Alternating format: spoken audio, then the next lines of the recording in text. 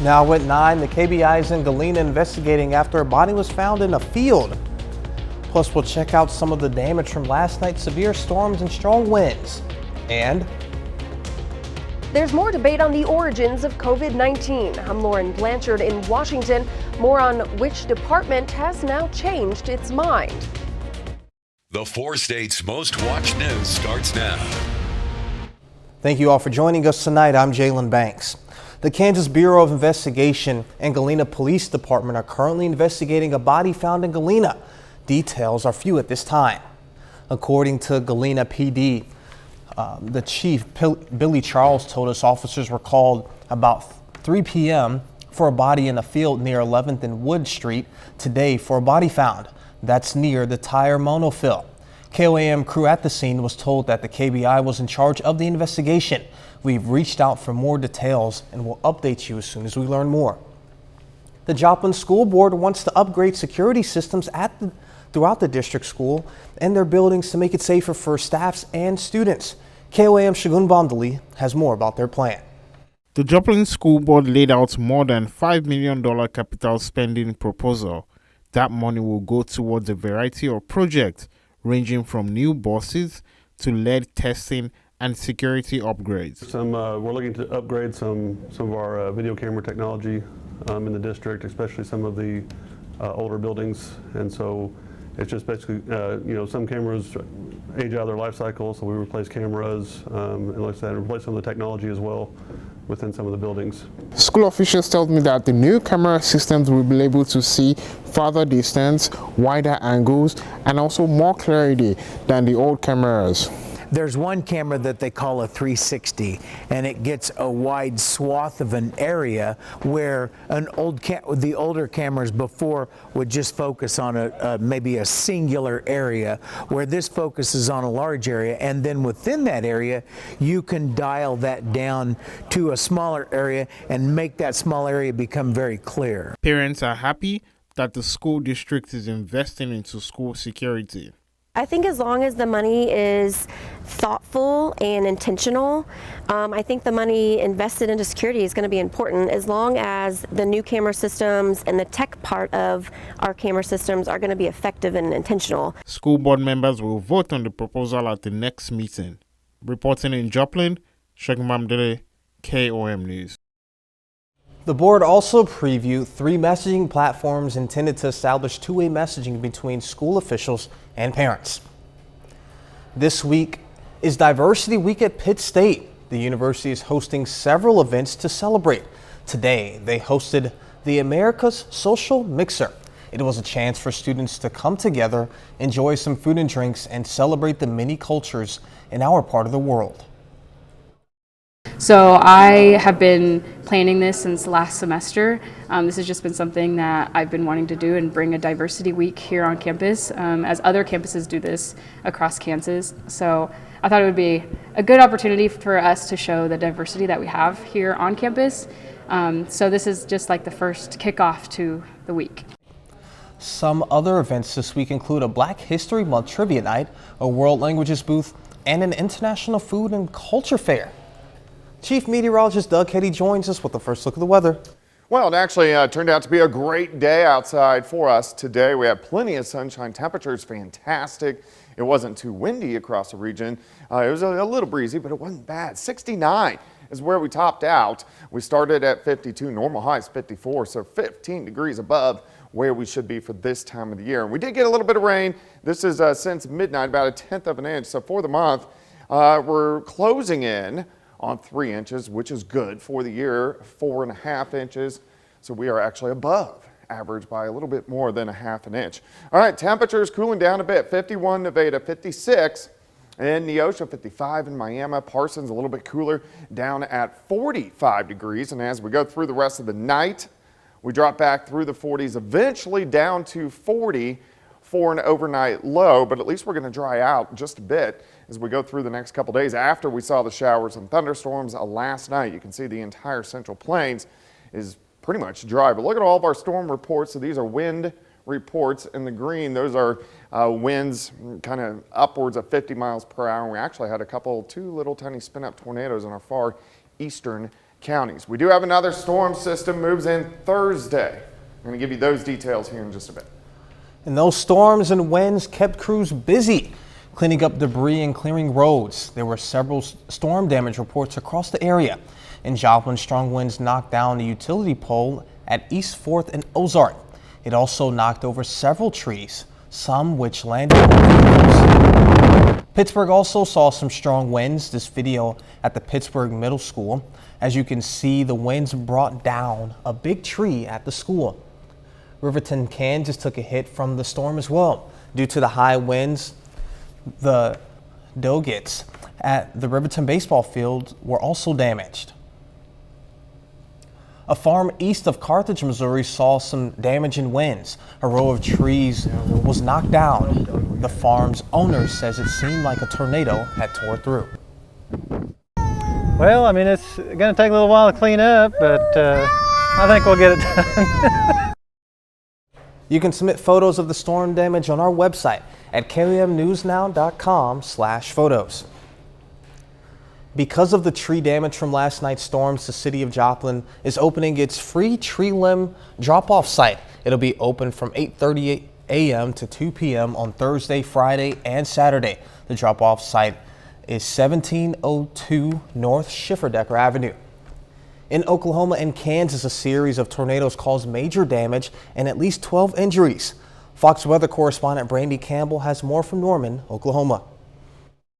Folks in Oklahoma and nearby Kansas are assessing the damage after a series of rare February tornadoes hit the Midwest and Southern Plains.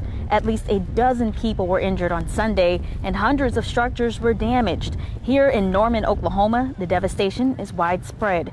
You can see cars flipped over, houses with no roofs, and debris lining the streets. Police are asking the public to stay off the roads if possible as they work to make sure there are no further injuries. So I would say try to stay clear of these areas. There'll be a lot of traffic congestion already, and we don't need to add to that. There have been at least 7 tornadoes reported in Oklahoma this month, an all-time high for February. Emergency response teams and power crews are now being deployed in big numbers, making sure residents who lost everything are getting the help they need.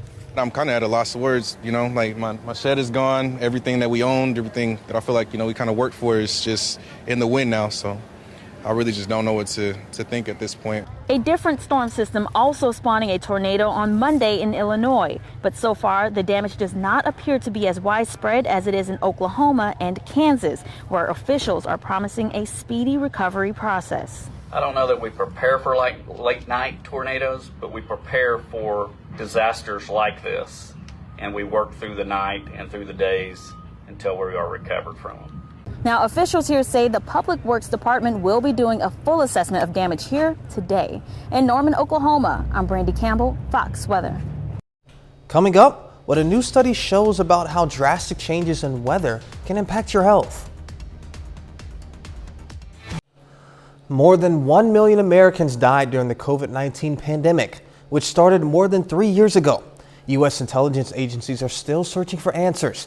From the beginning, Chinese officials have, to some degree, prevented full investigations, but now a U.S. agency reportedly changing its mind on how the virus originated. Fox News correspondent Lauren Blanchard reports from Washington, D.C. The Energy Department has decided with low confidence that the coronavirus may have started from an accidental lab leak in China, according to a report by the Wall Street Journal. The intelligence community and the rest of the government is still looking at this.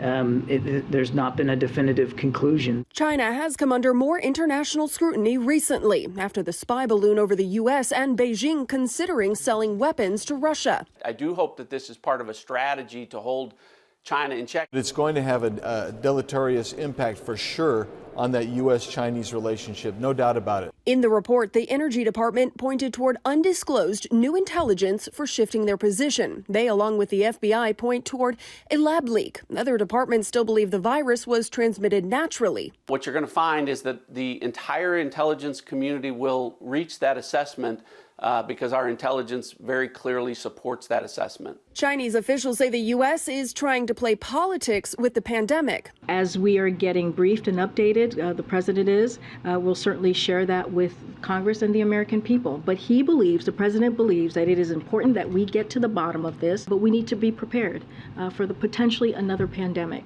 Meanwhile, some Republicans in Congress want to investigate why many U.S. officials dismissed the lab leak theory early on. We need to see what our government knew and why they were censoring people.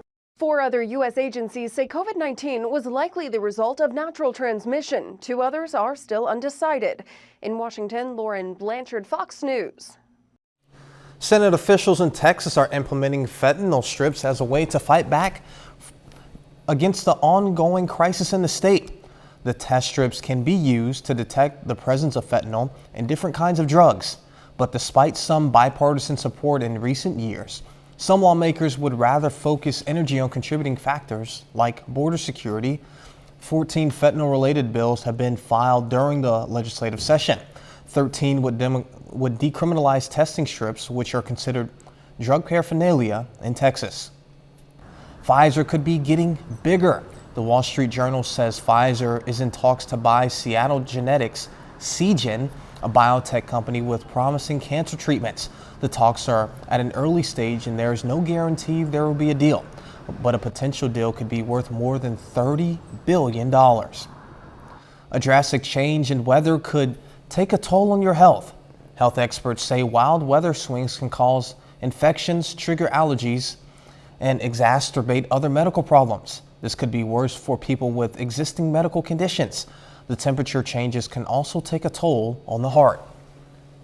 Doug joins us again with a complete look at the forecast, and later we take a look at a new report about apartment rent the last 6 months. We'll have the numbers.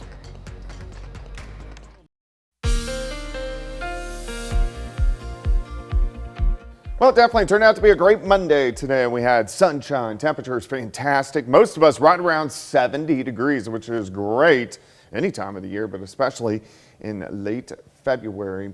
Looks pretty good outside right now. Indigo Sky Casino and Resort. Of course, Indigo is just outside of Seneca, Missouri. All right, look at these temps. Past 36 hours. We warmed up. We got into the mid-60s yesterday. We pushed 70 for us today. It's cooling off. It's not terrible. We're sitting at 52 in Nowata, 50 at Grand Lake. Pittsburgh 49, Monette is at 53 degrees, and it was a little breezy for us today, but these winds are calming down now, but they are going to start to get cranking once again as we go into tomorrow. Outside, 7th and Rangeline sitting at 53 west, southwesterly winds at about 5 miles per hour. As we go through the night, we drop back through the 40s.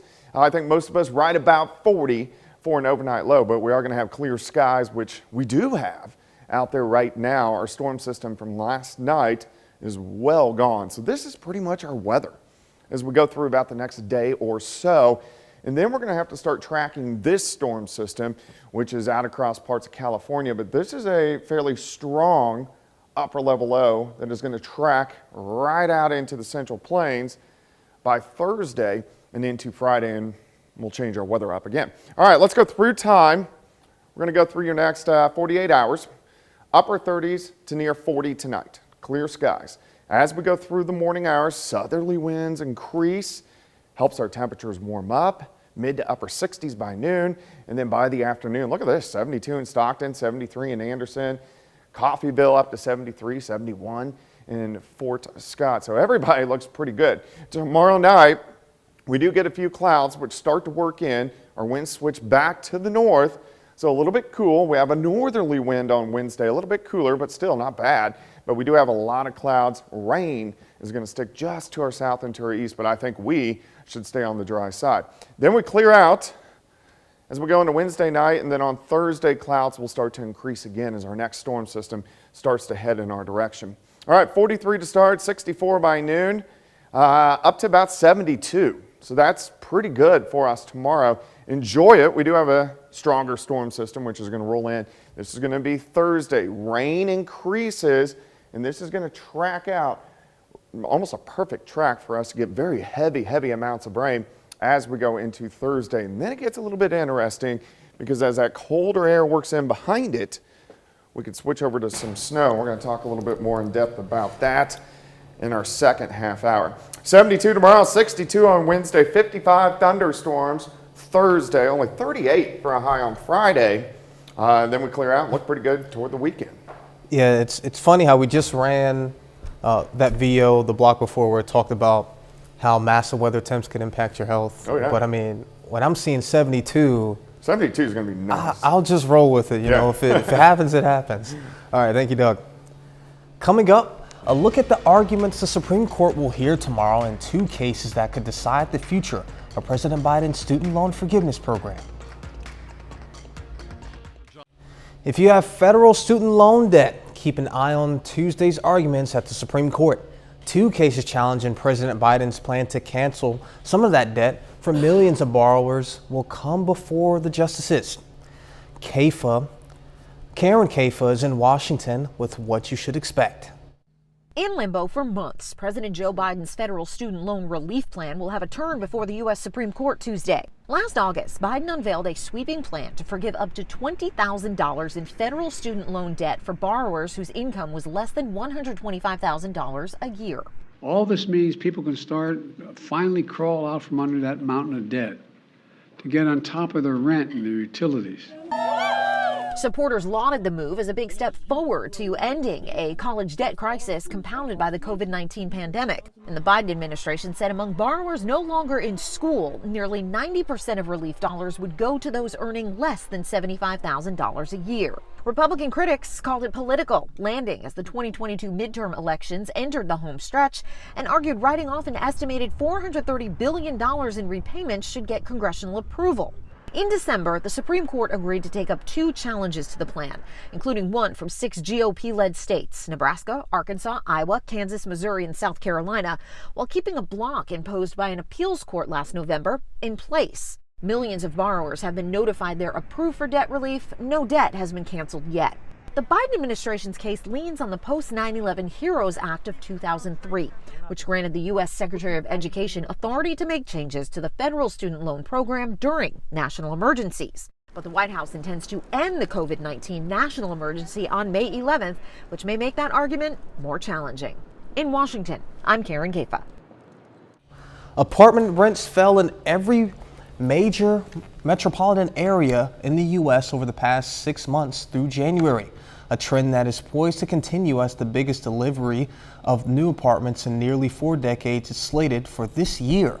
Renters with new leases in January paid a median rent that was 3.5% lower than they would have paid last August, according to estimates from the listing website Apartment List.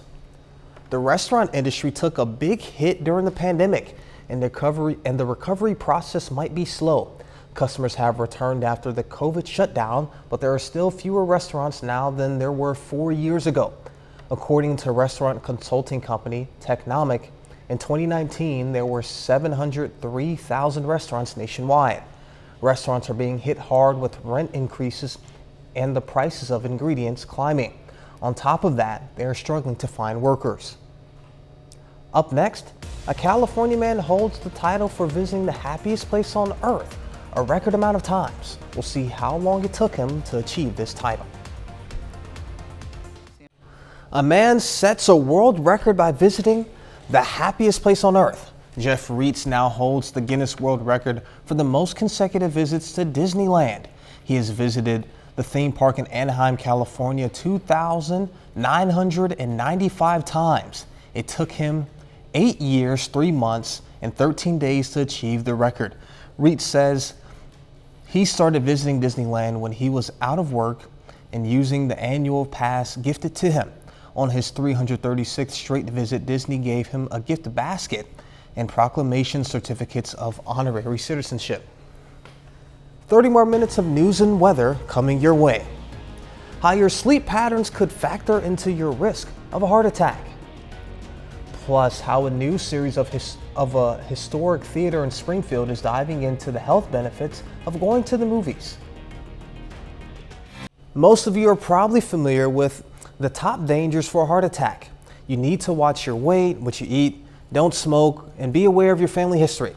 But Joe Hickman tells us about another factor that involves how well you sleep. He has more from Springfield, Missouri. Russ Fowler has come to the Common Sleep Diagnostic offices in South Springfield because he's had problems getting a restful sleep. And I also noticed that I had been having heart palpitations or arrhythmias, and I wondered if that had something to do with not sleeping well and waking up, or possibly apnea. Put it right about here. So Fowler is getting an at-home sleep monitor to help in his diagnosis because... No, it's very concerning because I know how important sleep is, and good sleep and restful sleep too. Sleep is restorative, so when your body doesn't get the rest that it needs, it can be detrimental for your health. Impacting people's stress, how they interact with others. Stroke, blood pressure being out of control, a heart attack. In fact, a pair of studies just released found that people with insomnia are 69% more likely to have a heart attack. Insomnia is defined as having at least one of these 3 symptoms for at least 3 days a week for 3 months. And 1 in 10 Americans have insomnia. Sleep apnea, where you stop breathing for brief moments while you're sleeping, can also affect your heart. Your oxygen levels dropping, so your heart has to work harder all night long when it's supposed to be resting. The study also shows that people who habitually sleep 5 hours or less per night are 56% more likely to have a heart attack, and that people with high-quality sleep live longer, an average of almost 5 years longer for men and 2.5 years for women.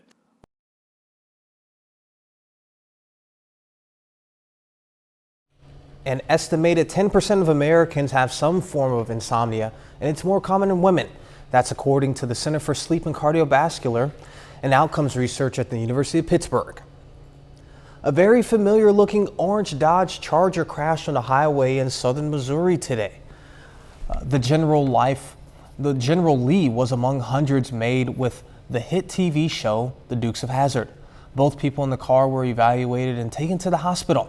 There's no word on their conditions or what caused the one vehicle accident. Could going to the movies be good for your mental health? That's the thought behind this series of midweek movie matinees being offered at a historic theater in Springfield, Missouri. Reporter Joe Hickman is back with a look at the lineup. At the Gilloy's Theater, it was an afternoon showing of the 1956 classic King and I that brought in mainly a senior citizen crowd who remembered when midday matinees were a big deal.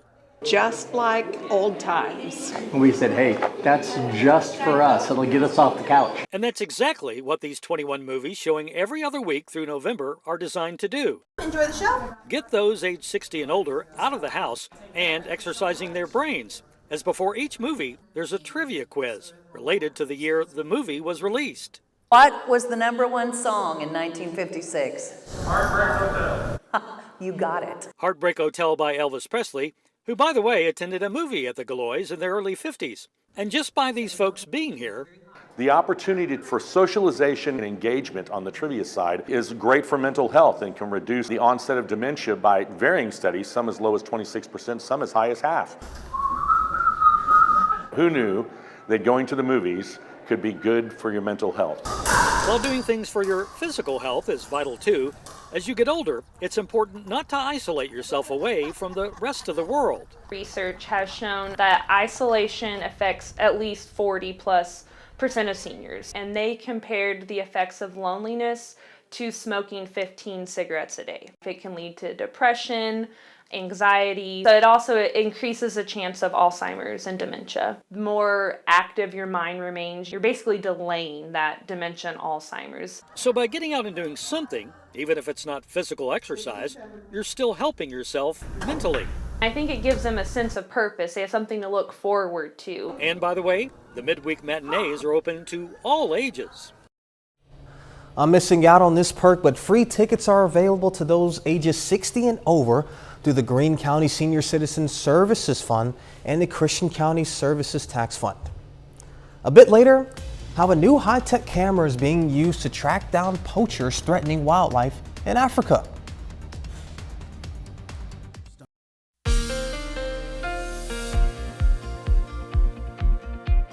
Well, of course, it turned out to be a great Monday for us today. It's actually a pretty nice evening as well. We got clear skies, not too chilly. It is cooling down a bit, but it's not too bad. Nice shot, Indigo Sky Casino and resorts. Look at the past 36 hours. Our temperatures have warmed up. We hit mid-60s yesterday, had severe thunderstorms last night, and then near 70 for us today. We are cooling down just a bit. We're sitting at 44 in Neodesha, Shades 52 in Bonita. We have 50 in Lamar. We have Cassville sitting at 55. Pittsburgh is checking in at 47 degrees. And it was a little bit breezy earlier today. The winds have calmed down just a bit. They're going to pick back up once again for us tomorrow. Currently outside sitting at 53.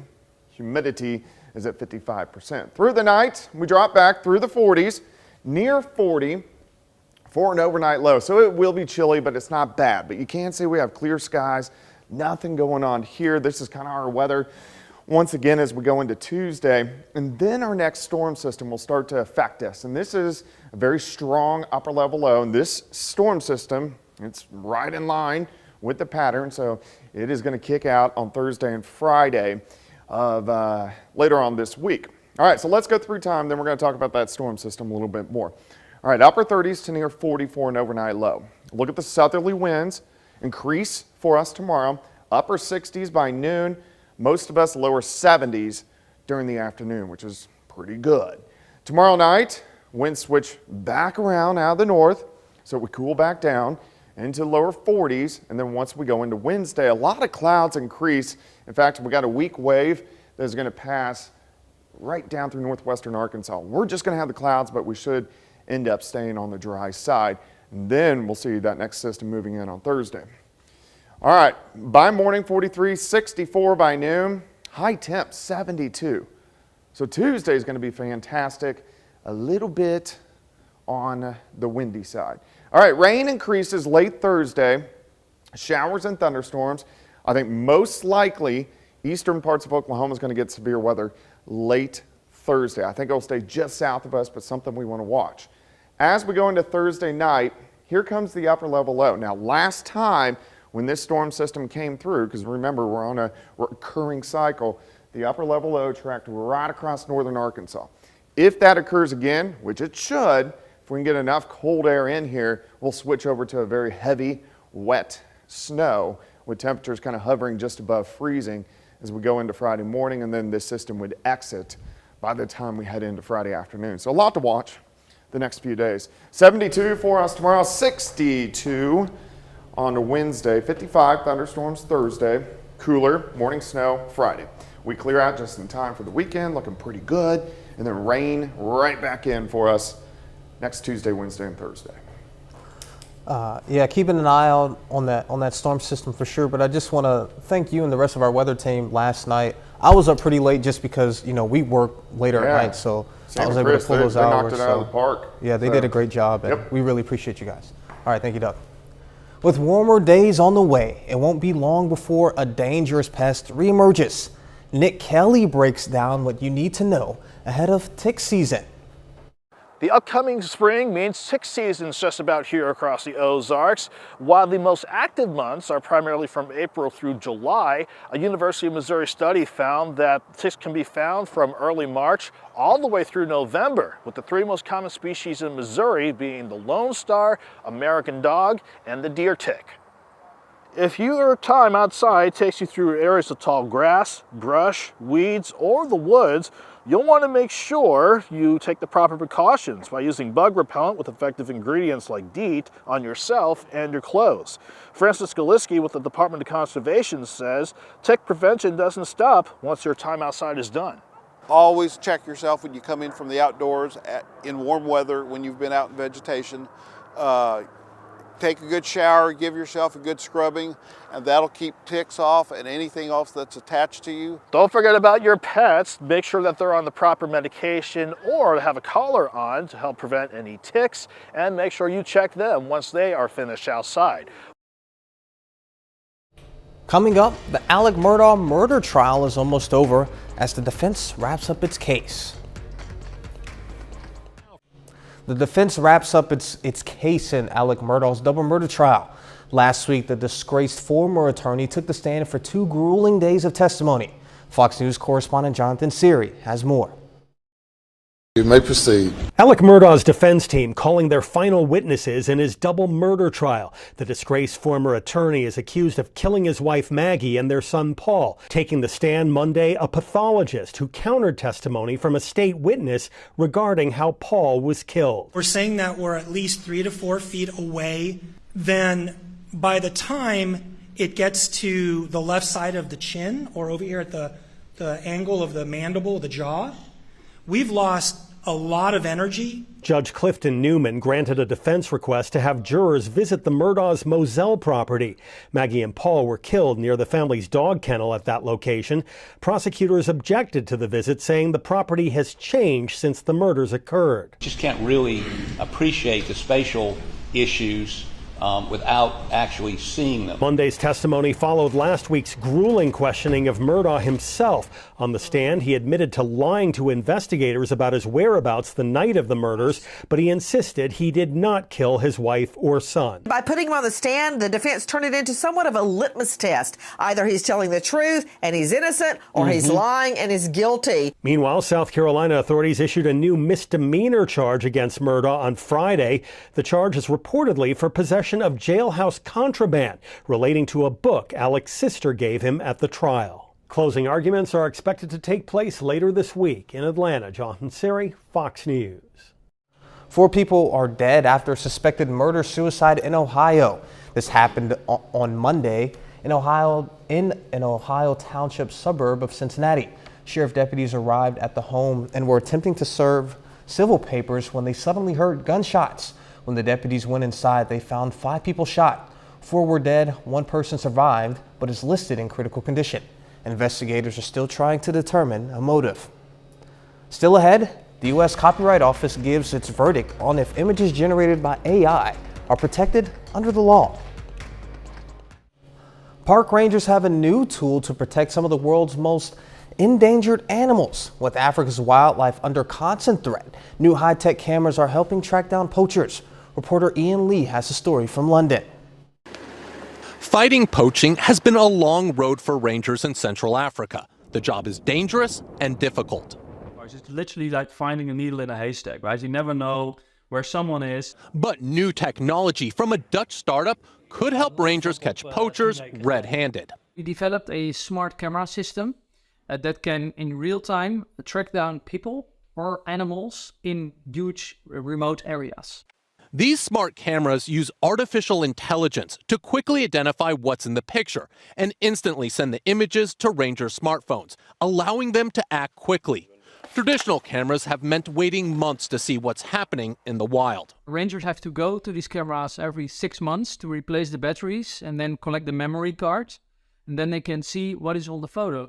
Solar power runs these AI cameras, which are also designed to protect hungry elephants, known to destroy plantations and livelihoods. When our cameras detect an elephant, the alarm goes off, and then we hope that elephants will automatically be chased away from the village.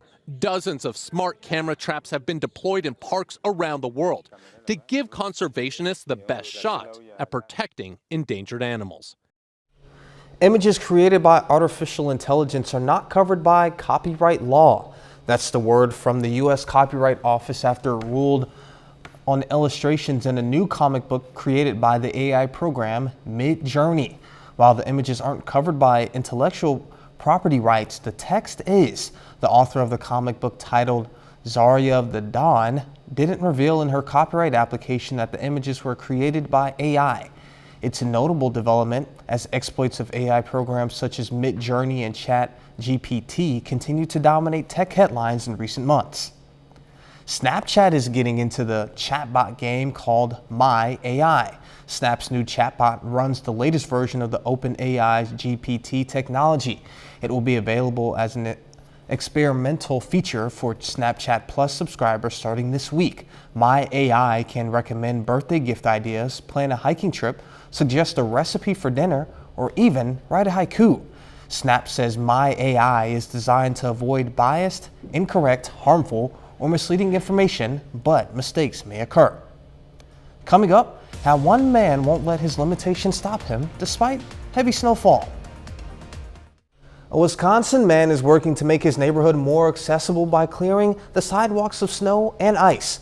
What makes this act in particular exceptionally unique, he is a wheelchair user himself, something that doesn't stop him from getting the job done. Ryan Jenkins reports. A couple days ago, a lady posted that she was hoping people would do a little bit better job of shoveling and that she had fallen down.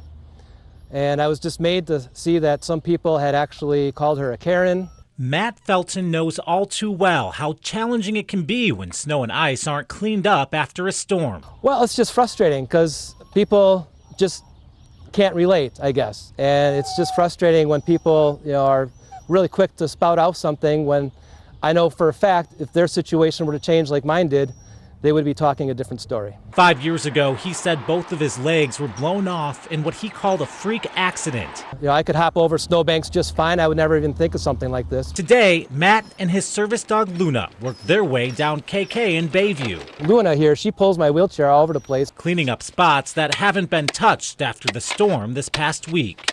Maybe people see this and they realize that we're all in the community, we're all in this together. And there's a lot of people that have the ability to get out there and do stuff like this to help other people out. I'll be going down KK after we're done with this. And along came the help. A bunch of people came down and helped, and when I first showed up, people saw me doing it and they offered to take a shovel and help out too. So people have been very, very responsive. It's been great.